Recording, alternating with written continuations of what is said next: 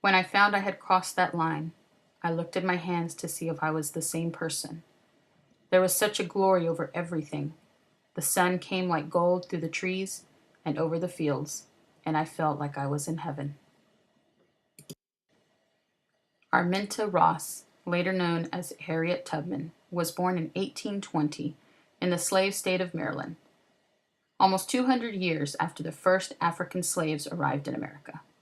In 1783, the American colonies won their freedom from Britain after the victory of the Revolutionary War. The victory helped America to free itself from the clutches of Great Britain, only to continue to enslave the African American people. Other slaves not related to Harriet were already making unsuccessful stances against slavery. In 1822, Denmark Vesey bought his freedom, but still attempted to plot a revolt against slavery. His plan was discovered, and he and his conspirators were hanged. In 1831, an enslaved preacher, Nat Turner, led a rebellion in Virginia. He and his followers were defeated, and Nat was hanged. These were historical events that took place before her birth and during her childhood, but slavery was all she knew. Harriet was, after all, born into slavery. Her masters physically abused Harriet, but the most damaging abuse was at the hands of a man who did not even own her. One day in town, she was hit by a metal weight that was intended for another slave. The trauma to her head caused her to black out and eventually led to a lifetime of disabling epileptic seizures, headaches, and dizziness. In her mid-20s, Harriet married a free African-American man, John Tubman, in 1944. Their relationship was tough from the start because state laws required any child born to at least one slave parent must automatically become slaves themselves. Their time together was short-lived because Harriet eventually grew tired of her master's continued and unsuccessful efforts to sell her to other owners. This continued effort eventually pushed Harriet to escape to Pennsylvania in 1849. After coincidentally meeting some influential people involved in anti-slavery movements, such as members Jane and Lucretia Mott of the Philadelphia Vigilance Committee, Harriet began aiding slaves to freedom through the Underground Railroad. In her first two expeditions, she guided her niece, her niece's two children, her brother, and two unknown men to freedom.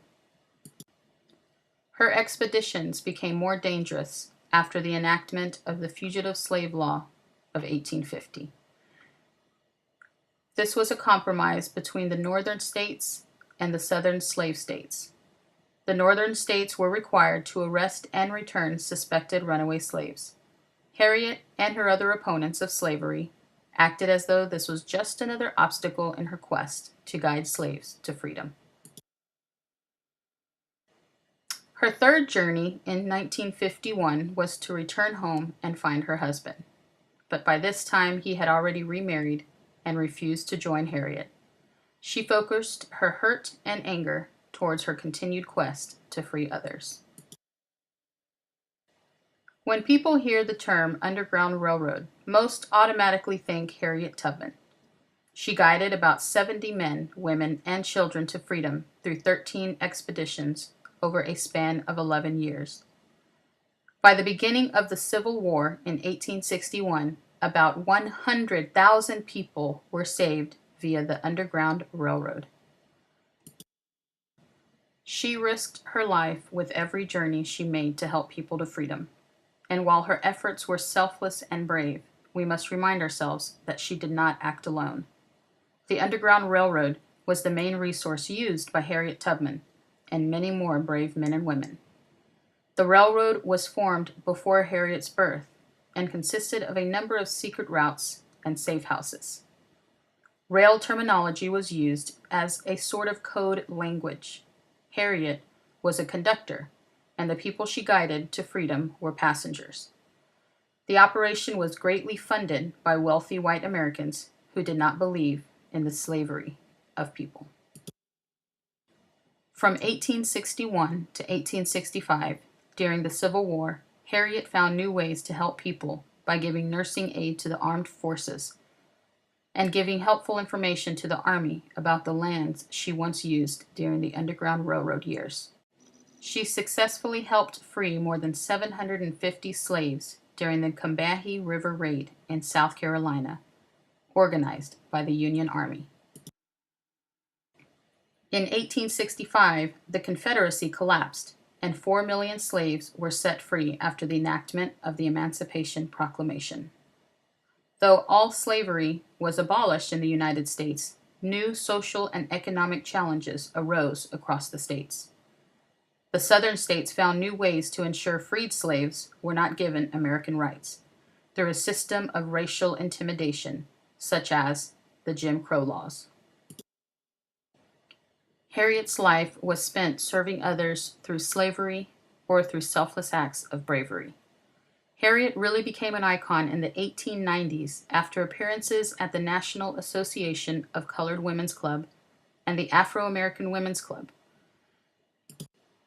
The earlier published unauthorized biographies based on her personal accounts of slavery, the Underground Railroad years, Civil War, and post-war resurfaced and became widely popular. Harriet was impoverished for most of her life, but through odd jobs and help from her wealthy contacts and compensation from published autobiographies, she spent most of her later years in life caring for her family. She married her second husband, Nelson Davis, and remained married until his death 20 years later from tuberculosis. The head injury sustained as a child haunted Harriet for the rest of her life. Only at age 91 did her disability finally slow her down and force her to retire to a nursing facility. Harriet died 2 years later of pneumonia.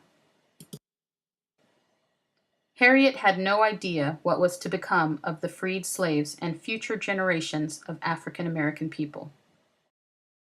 42 years after Harriet's death, Rosa Parks decided not to give up her seat to a white person. In 1963, Martin Luther King Jr. gave his "I Have a Dream" speech during a civil rights march on Washington, D.C. People before Harriet Tubman's birth helped influence the people who eventually helped Harriet escape to freedom.